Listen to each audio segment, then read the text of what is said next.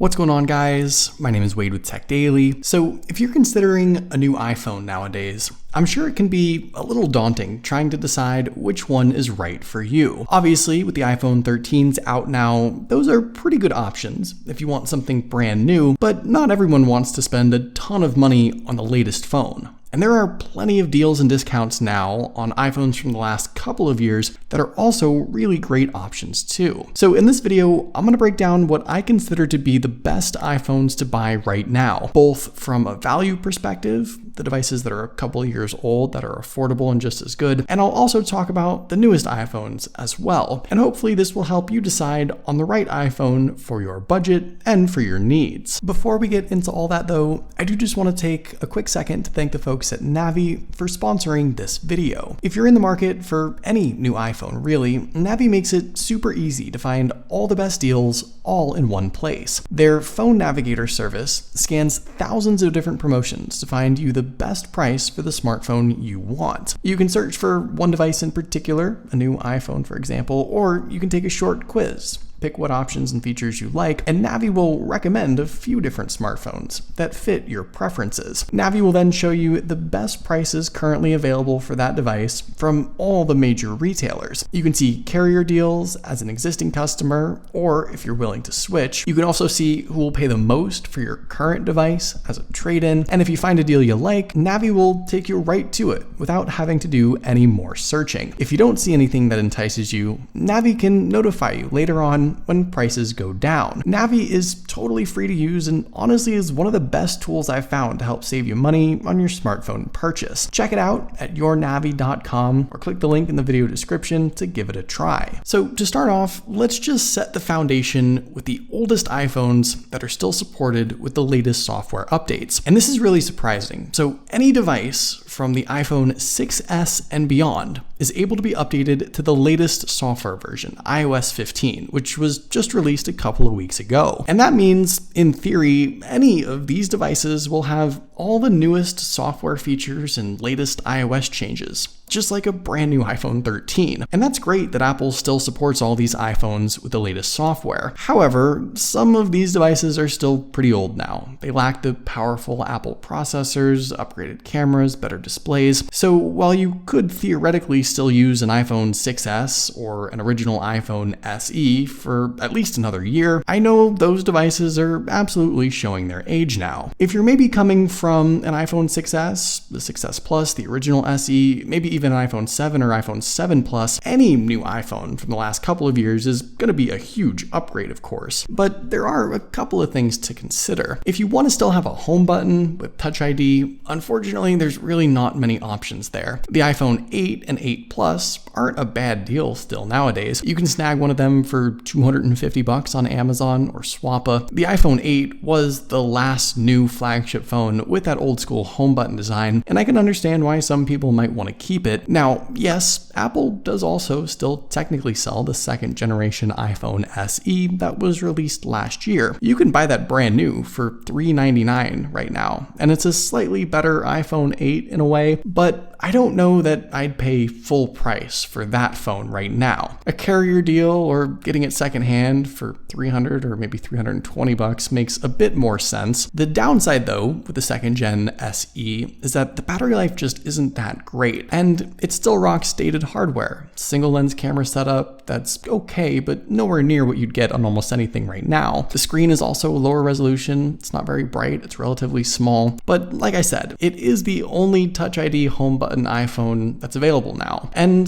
there isn't a Plus version either, it's only the 4.7-inch model. So there's nothing for big phone people coming from like the 6S Plus, 7 Plus, or 8 Plus. All in all, if you have to have an iPhone, the cheapest one that's still supported, a secondhand iPhone 8 or 8 Plus, or discounted iPhone SE 2nd Gen are all good enough options that still get iOS 15 and will likely stay updated for a couple more years still. But I just think at this point, they come with enough compromises to justify jumping up to something else. The next step up, of course, is the iPhone 10, the first home button buttonless iPhone that launched in 2017, which carried a $999 price tag originally. Right now, Amazon and Swappa have iPhone 10s for sale for just under $350, which makes this phone quite the deal, honestly. But to take it one step further, I'd actually just go ahead and check out the XS, and by extension the XS Max instead. The regular XS is for some reason also selling for around $350 or $360, and it's newer and better, obviously, than the original iPhone 10 anyway. The much larger XS Max can be had for about $420, and altogether, in my eyes, these prices make the XS and XS Max the best overall value iPhones that you can get right now. They're 1/3 the price, but still 75% as good as even the latest iPhones. The designs really have not changed year over year. They're premium devices with their build. You get an OLED display, which looks great, fast processor, decent camera setup and capabilities. There's nothing really missing from these phones. They're still very much flagship iPhones. And I also fully expect them to be supported with software updates for years and years to come. Overall, for $400 or under, the XS is a steal. For a little more, the XS Max with its huge display is also great. And if you're on any older iPhone with a home button and just want the cheapest new device with still plenty of upgrades and features, these are the ones I'd absolutely go for. Now, also released alongside the XS's was the iPhone XR, and in my opinion, this was the best iPhone Apple ever made. It set the stage for the cheaper but still feature-packed device. It was fun and colorful. It was the phone I actually chose to use over the XS that year, and even in 2021 now, it remains an incredibly good value. Apple no longer sells the XR new, so a secondhand site like Amazon or Swappa is your best bet to get one of them. I wouldn't pay more than maybe $300 for the XR right now, but you might recall that's also close to what the XS is selling for, and the XS is obviously the better phone all around. So I'd still rather get the XS at the end of the day now. Maybe there's a XR out there for under $300 that you can find, and at that price it's absolutely a must buy. But to be completely honest, the XR is still such a decent investment that I wouldn't even be too concerned over a $30 or $40 price discrepancy.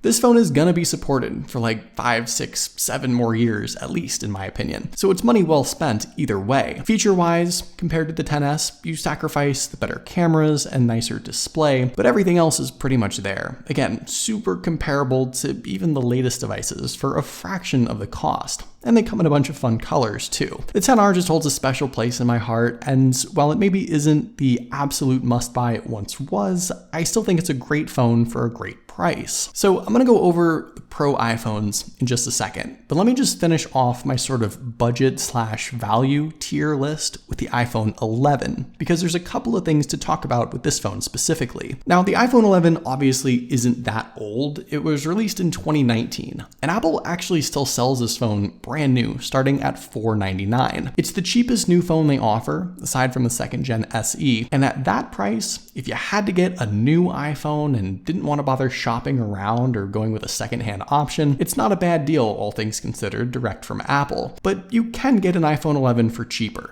$450 on Amazon, even less than that on Swappa, and I think it does pay to shop around a bit. I know there might be carrier deals on this phone right now too. The iPhone 11 is a great device. Its dual lens camera setup is comparable to the Pro iPhones. It's fast and powerful. It probably has another 10 years of software updates coming to it. I do think though that this is the final sort of budget iPhone that's available right now. It's the newest one you can get for under $500 easily. It's pretty close to the latest devices while still being a fraction of the cost. It's not cheap though, I realize that, and it isn't hugely discounted like all the other ones on the list, but it's now a pretty good deal, and I'd say it's mainly for folks who want as close to a brand new full-featured device as you can get while still being relatively affordable. I'll also say too that looking specifically at the regular iPhones, the non-Pros, the iPhone 11, the iPhone 12, the iPhone 13 also, this iPhone 11 is the perfect balance of price and features. You don't get that much more going with like the 12 or the 13 13 by comparison for what you pay. So that's also why I still think this phone is such a good value. And to finish off with the iPhone 12, obviously you're going to be saving a little bit of money now getting last year's device. But like I sort of alluded to, unfortunately the iPhone 12 just wasn't that much better than the 11, and the $200 price jump doesn't really justify it in my opinion. With Apple still selling this phone just at a slight price cut versus last year, and it being only a year old,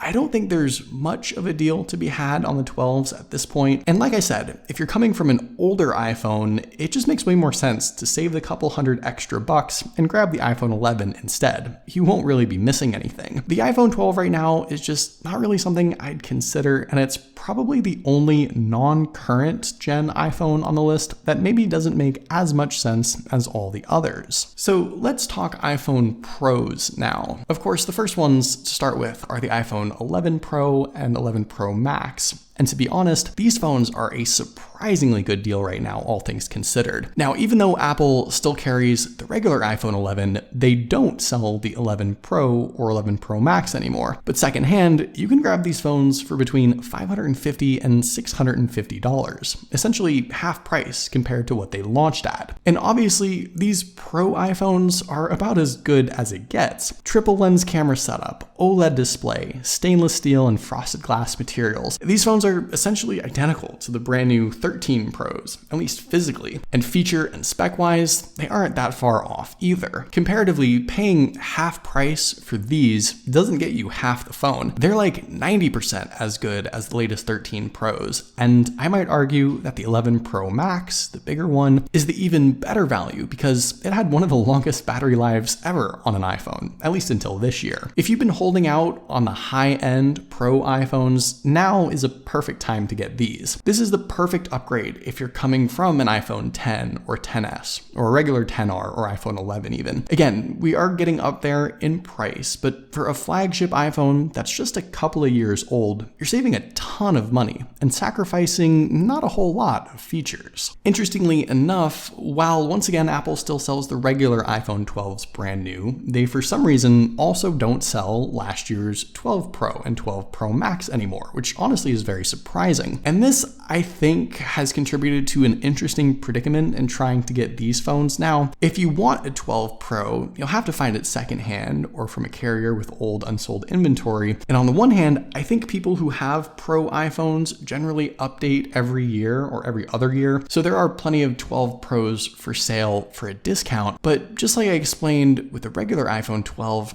I don't necessarily think you're getting that much more with the 12 Pro and 12 Pro Max versus just snagging an 11 Pro. Price-wise, the 12 Pro Maxes are still $800 devices at a minimum, so you're definitely getting up there. And spending hundreds of dollars more over the 11 Pro just doesn't yield you that much better of a device. So once again, I think I'd pass on getting the 12 Pro and 12 Pro Max right now if you have an older iPhone. It just doesn't make a ton of sense, all things considered. Now, don't worry, I didn't forget about the iPhone mini. Of course, last year's iPhone 12 mini was the first fun-sized iPhone, and that was followed up by the brand new iPhone 13 mini this year. And I'll just tell you straight up that out of every iPhone on the list, this is the only time where it makes complete sense to just go with the brand new device instead, the just released iPhone 13 mini. Last year's 12 mini was mostly fine, and you can still buy it right now directly from Apple starting at $599. Secondhand, it's selling for a bit less, maybe $530 or so. But the thing is, with the potential battery life issues that some folks are having with this phone, and considering the upgrades the 13 mini got, mainly with the battery life of course, but also the brighter screen and better camera, I think you do wind up getting that much better of a device for only $100 more. And that's exactly what I explained in my full review of the 13 mini that I posted last week. Overall, it's the only new iPhone that's worth getting over the previous year's devices, I'd say. And it's the only time I think where spending more really does get you more. So that's the story with the 12 and 13 minis. If you have the choice, the new 13 mini is absolutely the way to go. Finally, let's just finish up here with the other new iPhones, the regular iPhone 13 and the 13 Pro and Pro Max. Now, unfortunately, I don't necessarily think jumping to the regular iPhone 13 is that worth it. The 11 is where the value is at. The 12 isn't that much better, like I said. And really, aside from the battery life and camera on this phone, the new 13 isn't that much better still. The minor upgrades over the last couple of years have sort of made the regular iPhone less and less appealing. So if you don't have to have the latest and greatest, I think passing on the new 13 is okay. Unless you're maybe coming from like a 10S or 10R or an iPhone 11. Then sure, getting a brand new 13 and keeping it for 5 or 6 years is totally fine. We're just really starting to see some diminishing returns with each dollar spent at this point, and the 13 is sort of the prime example of that. With the 13 Pro, I think that's a little bit of a different story. The big thing with this phone obviously is the ProMotion display. That's the upgrade everyone was waiting for, and I think that makes this phone somewhat worth the upgrade. The camera is noticeably better as well, and overall I think your dollar does go a bit further here versus the upgrades on the regular 13. But with that being said, I still think this phone makes the most sense if you're coming from an 11 Pro, for example, or again, something even a bit older. Year over year, these iPhones just aren't really seeing as big of upgrades as maybe we used to, and it's harder and harder to justify getting the latest and greatest ones. So all in all, I think the best value iPhones are still the ones from at least 3 years ago and older. And the newest ones, at least at the moment, while they do pack a lot of great stuff, just maybe aren't as enticing as they once were. But what do you guys think about my list here? What do you consider to be the best iPhones to buy right now? Let me know in the comments down below. I'd love to hear your thoughts, of course. Hopefully you guys did enjoy this video though. Be sure to follow TechDaily on Twitter and subscribe to the TechDaily YouTube channel if you haven't already, and I'll see you guys later.